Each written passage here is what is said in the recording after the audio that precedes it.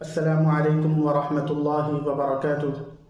ناظرین کرام، آج کی حدیث رمضان مہینے کے تعلق سے، اور یہ حدیث ہے تو بہت مختصر، لیکن اپنے اندر بہت سارے مطالب و معانی کو سمیٹے ہوئے ہیں۔ تو چلیے سنتے ہیں۔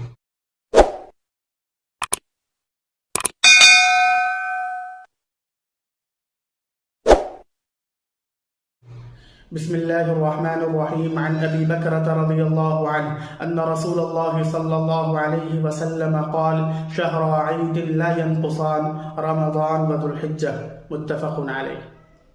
جب متفق علیہ بولا جائے تو اس سے مراد امام بخاری اور امام مسلم علیہ الرحمہ علیہما دونوں ہوتے ہیں۔ چنانچہ دونوں نے حضرت ابو بکرہ رضی اللہ عنہ سے روایت نقل کی ہے کہ آپ صلی اللہ علیہ وسلم نے ارشاد فرمایا، 2 مہینے عید کے ایسے ہیں جو کبھی کم نہیں ہوتے، ایک رمضان، دوسرا ذی الحجہ۔ شراح حدیث نے اس کے مطالب میں کئی اقوال نقل کیے ہیں۔ پہلے قول کی علماء نے بیشتر علماء، جمہور علماء نے اس کی تردید کی، وہ یہ کہ یہ مہینہ کبھی کم نہیں ہوتا، اس سے مراد مہینہ ہمیشہ 30 کا ہوتا ہے، یہ کبھی 29 کا نہیں ہوتا۔ لیکن ہم آپ سب جانتے ہیں کہ کبھی رمضان کا مہینہ 29 کا، کبھی ذی الحجہ کا مہینہ بھی 29 کا ہوتا ہے، اور یہ کئی بار ہوتا ہے۔ دوسرے قول کو نقل کیا ہے علامہ اسحاق ابن راہوی نے، اور اس مطلب سے بہت ساری چیزیں نکل کے سامنے آتی ہیں۔ وہ یہ کہ یہ مہینہ 29 کا ہو لیکن فضائل میں پورے 30 کے رکھتا ہے۔ یہ مہینہ میں اگرچہ کبھی 29 کا ہو جائے، کبھی 30 کا ہو تو فبیہا، لیکن 29 کا ہو تو یہ ثواب میں کبھی 29 نہیں رکھتا، یہ پورے 30 رکھتا ہے۔ اسی طرح کچھ لوگ کسی عذر کی وجہ سے ایک روزہ کم رکھ پائے ہیں۔ عذر سے مراد کہ کوئی انسان کوئی باہر ملک رہتا ہو، ہندوستان سے ایک دن روزہ پہلے شروع ہو، بعد میں آئے وہاں 29 کا روزہ ہو جائے، یہاں پر بھی 29 کا روزہ ہو جائے، تو اب اس کے برابر میں وہ ایک دن جو پہلے رکھا تھا اس نے گویا 28 کا روزہ رکھا۔ اور قرآن مجید کہتا ہے، اس کا اصول یہی ہے کہ جو لوگ سعودی میں بھی جو لوگ رہتے ہیں حضرات، ان کے ساتھ بھی مسئلہ آتا ہے کہ وہ لوگ ایک دن پہلے روزہ رکھتے ہیں، اور بسا اوقات یہاں آتے ہیں تو یہاں مہینہ پورا 30 کا ہو چکا ہوتا ہے۔ تو قرآن مجید کہتا ہے فمن شہید منکم الشہر فلیصم، جو آدمی اس مہینے میں موجود رہے اسے چاہیے روزہ رکھے۔ تو کوئی آدمی باہر سے یہاں آئے، اگرچہ 31 کا پورا ہو رہا ہو تو 31 کا رکھے گا، 28 کا ہو رہا ہو تو 28 کا رکھے گا۔ اب اگر اچھے 28 کے رکھنے میں یہاں پر اس کے اندر ثواب میں سوچے کمی تو نہیں آ گئی، میرے روزے پورے تو نہیں ہوئے، تو اللہ کے نبی صلی اللہ علیہ وسلم کا یہ جملہ کہ یہ کبھی کم نہیں ہوتا، جتنا آدمی رکھ لے پورے ثواب ملیں گے۔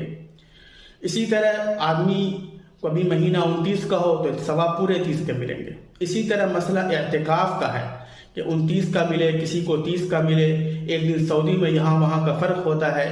تو یہ ساری چیزیں کبھی کسی چیز میں کمی نہیں آنے دیتی، اس کا مطلب یہ پوری چیز دے کر جاتی ہے ثواب اس میں۔